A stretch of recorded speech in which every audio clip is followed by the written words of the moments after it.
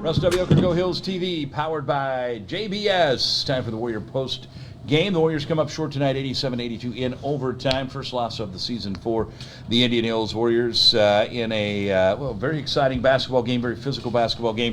Coach Hank Plona joins us along with Don McHenry. And Coach, I'll start with you. Obviously, it's never fun to lose a basketball game. We do two very, very good basketball teams that may very well both end up at Hutch. These are good games to play. So your thoughts on the game as a whole and what you guys take away from this one? Yeah, I don't think we did our best. I don't think I coached my best. I don't think our players played our best. I think that probably for the last couple of weeks we've been holding on for dear life, protecting our record and protecting our ranking no matter what we say. So obviously when you lose, it makes you really reevaluate where you're at as a team. We've struggled versus zone offense all year. That got exposed tonight. We've been shooting the ball a little bit worse recently. That got exposed tonight. I think we've been cutting some corners on defense and rebounding. I thought that got exposed tonight. We've had a little lack of discipline following a scouting report and just emphasis, stopping their best players. I thought that got exposed tonight. So, when all of a sudden those things start adding up, I think early in the year sometimes we were making shots that was kind of masking some of those issues. I certainly feel like we've struggled to fully have everybody's attention and shoot. And when you win, and again, there's a lot of things that I could do better too, for sure. They're starting with me. A lot of things I could do better. Obviously, we got off to a poor start in the first half, got off to a poor start in the second half. And that usually is a sign of a team that's not fully prepared to start the half for whatever reason. So, and that's the head coach's fault. So, there's a lot of things that I think have creeped up throughout the year that for sure were exposed tonight. They're obviously a very good basketball team. We knew that going in. I think that they were certainly playing away and with a mindset, with an aggressiveness that their guys were able to make the big plays that mattered, and we were a couple plays short. Turnovers, obviously, 26 turnovers tonight. That presents a challenge to win a basketball game. Where that was on that way. Any thoughts on why we had so much trouble taking care of the ball tonight? I think our offense wasn't very good tonight in the half court. I thought that there were, probably 10 of those, and maybe 10 of the missed threes were just kind of, when we didn't know what to do, we just made a passive decision, whether it's jacking it up there for a shot or whether it's, there were some turnovers that we just weren't playing fast and we just lost the ball. So I think just a lack of aggressiveness. Like I said, I think the turnovers, the missed shots, the defensive issues, like we've had a lack of aggressiveness and togetherness in what we've done, and that happened in the 3-point win versus Kankakee. That happened in the 4-point win versus Sauk Valley.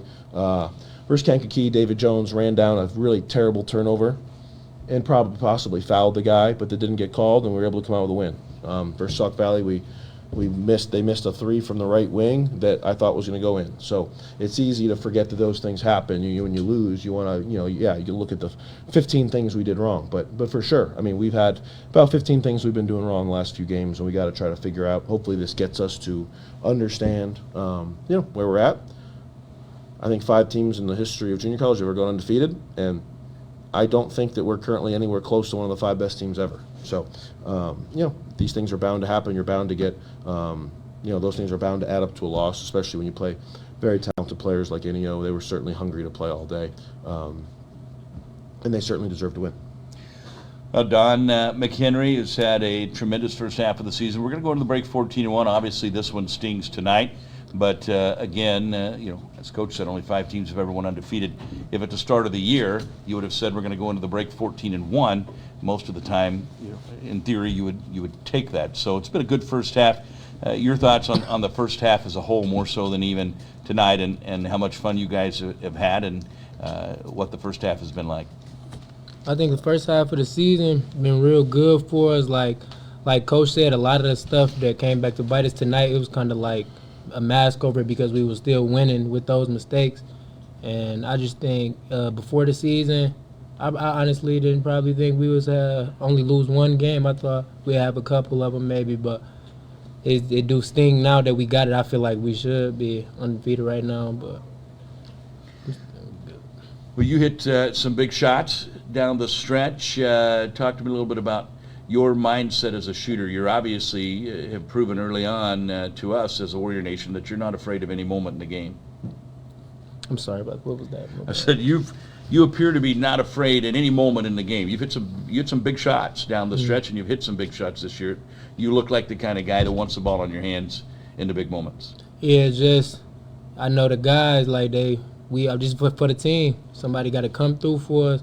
I feel like when I got the opportunity, I could do that for the guys, and they want me to. Whoever got an open shot, they want them to do it. So that kind of helped me too, because I know I got them behind me, and they wanted me to take them shots.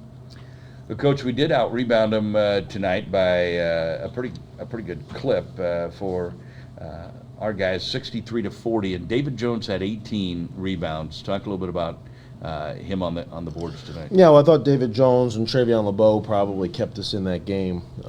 David doing it, rebounding and above the rim, and I thought Trevi probably just, the save he made in the first half when he, was a play that I really haven't seen anybody else on our team make all year. Rebounding as well, attacking the basket. Trevi plays multiple positions. So I thought the two of those guys certainly left it all on the floor tonight. I think they did a lot of things without the basketball that winning teams do. And certainly, made up for some of our shortcomings on defense and made up for some of the, the mistakes that we had. So I think, David's, getting better and better and finding his confidence. And I think Trevi's doing the same thing. So I thought the two of those guys, for sure. I thought Ledoux Lecou played well, too. Ledoux got some finishes. He doesn't get. I don't know. I thought he got fouled on about every single dunk he had tonight. And he's got to play so strong to play through that. So those three guys did a really good job. I think in general, and Don is part of this, and he knows that, and he takes. But I think I got to be way better, and I think our guards need to be way better. I think our front court guys are playing really, really hard and doing the stuff that I guess when you get 18 rebounds gets noticed in the stat sheet, but they do things every single game that don't get noticed. That's Leroy, Ledoux, RJ, David Hermes, David Jones. Those guys are doing a really good job and playing very, very unselfish and very team oriented every single game. So I think we need to try to. Our guards are super, super talented, and sometimes we just kind of play probably a little bit too much one-on-one ball. And we got to try to figure out kind of what works for us and how to put those guys in space and how to maybe make a couple more passes and turn the ball a little bit before we just put our head down and go. So, that's about what I think of our team right now. I think mentally we've got to stick together. I think once the game went up and down, I thought there were some guys that weren't as, and don't get me wrong, playing time's a hard deal, but the guys that weren't playing a ton, maybe in the middle of the second half, I didn't think were at all mentally ready to go late in the game. And we need our depth to be our strength, and it wasn't by the end of the game. I thought that we got a little bit, and that happens when you win. Unfortunately, when you win on a streak like we do, especially before we've been humbled, before we've lost, before we've learned the hard lessons, sometimes you take winning for granted. And I do. I think we took that we were just going to win a little bit for granted, and I think we've got to really, watch that film and watch a bunch of our films, and which we'll put together over the next couple of weeks. And we just need to keep growing as a basketball team. I think that's got to be the focus. And I think we could, we got a great group of guys. We got to continue to figure out how to gel them together, but we got to keep getting better, because if this is what we are at the end of the year, this is not going to be good enough. So we've got a lot of areas to improve, and we'll obviously, after break, get back and get to work at that. Tirado, who fouled out of the game, I was watching him on the bench, and his leadership there. He stayed fully engaged. He was actually up, almost like another coach. It seemed like. What does that say about him and as a Warrior, and what does that mean to the team? Well, he's a really good player, and if you're not like that at 5'11" and a half, you don't make it this far. So. Who he is as a person and who he is as a teammate and who he is as a player.